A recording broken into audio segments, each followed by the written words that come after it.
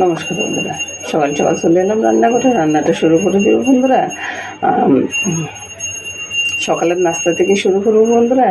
তো দুপুরের রান্না বা রাত্রের রান্না সবই একসাথে থাকবে বন্ধুরা। সবাই সাথে থাকুন বন্ধুরা। নমস্কার। প্রথমে বলি যে আমার মামনির পুজো হচ্ছে, মামনির পুজো দিয়ে দিচ্ছে, আর আমি রান্নাঘরে আসছি। সব কিছু গুছিয়ে গেছিয়ে দিয়ে মামনি গিয়েছে বন্ধুরা।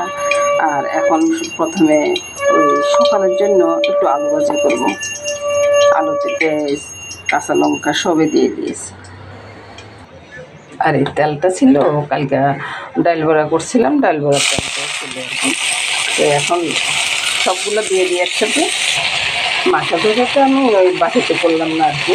এখন কড়াইতে স্বাদ মতো নুন দিয়ে দিলাম, একটু হলুদ দিয়ে দেবো, লঙ্কা দেবো না, কাঁচা লঙ্কা দিয়েছি তো। আর আমরা এমনিতে ঝাল একটু কম খাই, তাই লঙ্কাটা দেবো না।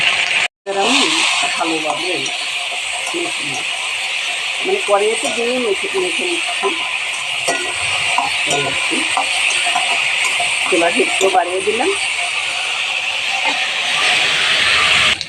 এর ভিতরে কিন্তু অনেকবারে নেড়ে ছেড়ে ভাজিটাকে ইয়ে করে নিচ্ছি। এখন হয়ে গেছে বন্ধুরা। এবার আমি কী করবো, ঢাকা দিয়ে রেখে দিব, পরে খাওয়ার সময় বের করে নেব। তো ঢাকা দিয়ে রাখলে ভাজিটা নরম থাকবে। নামিয়ে নিলাম। এর সাথে আছে বন্ধুরা পরোটা আর এই আলু ভাজি। সকালের জন্য এটি জলখাবার। নমস্কার বন্ধুরা। এবার বন্ধুরা দুপুরের রান্নাতে চলে আসবো। দুপুরের রান্নার জন্য আজকে চিকেনটা হবে আর মসুর ডাল হবে। তো চিকেনের জন্য ওই যে আদা রসুন তারপরে পেঁয়াজ, এগুলো ফ্রিজে আসলো, ডিপ ফ্রিজে ছিল তো ওই জন্য এরকম হয়ে গেছে। এগুলাকে পেস্ট করে নেব। এর সাথে দিয়ে দেবে একটা লং, সাথে বন্ধুরা 2-3টা কাজু বাদাম আর 2টা লং দিয়ে দিয়েছি। তো এটাকে প্রথমে আমি ব্লেন্ড করে একবারে মিশিয়ে দেবো। এর ফাঁকে বন্ধুরা আমি আলুটা কেটে নিয়ে আসছি বন্ধুরা। তো প্রথমে আমি আলুগুলাকে ভেজে নেব, তারপরে মাংসের মশলাটা দিয়ে দেবো।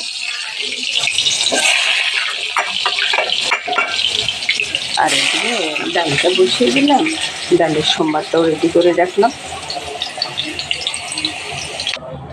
এবার আমি ওই তেলে মশলার পেস্টটা দিয়ে দেবো। তো মশলার পেস্টটা দেওয়ার পরে বন্ধুরা আমি এখানে স্বাদ মতো নুন, তারপরে হলুদ,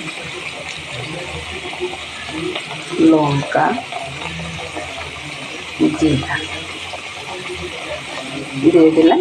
এটা কষিয়ে নিয়ে তারপর আমি চিকেনটাকে কেটে নিয়ে আসবো। মশলাটা রেডি করে এখন আমি চিকেনটা কাটতে যাবো। এরপরে মশলাটা একটু ঠান্ডা হয়ে যাবে। এদিকে বন্ধুরা চাটা হয়ে গেছে, চাটা নামিয়ে দিই, তারপরে চিকেনটা বসাবো। এই তো চাটা নামিয়ে নিলাম।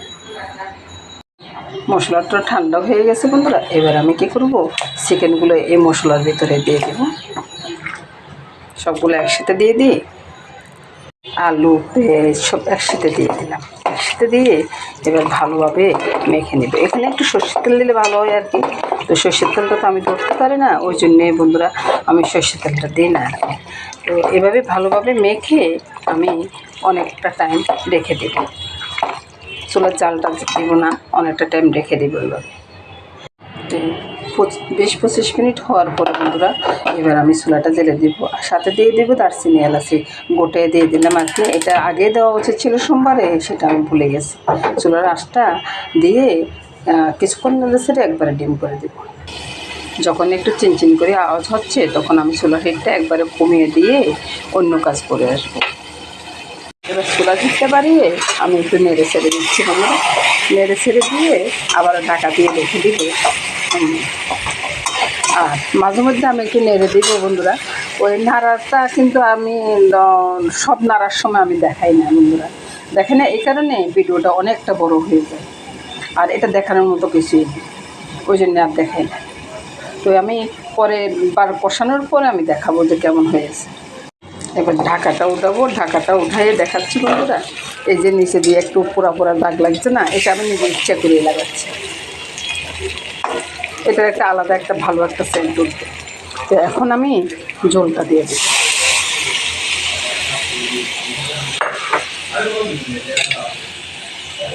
ঝোলটা দিয়ে চুলার আঁচটা বাড়িয়ে দিব, বাড়িয়ে দিয়ে একটু নেড়ে চেড়ে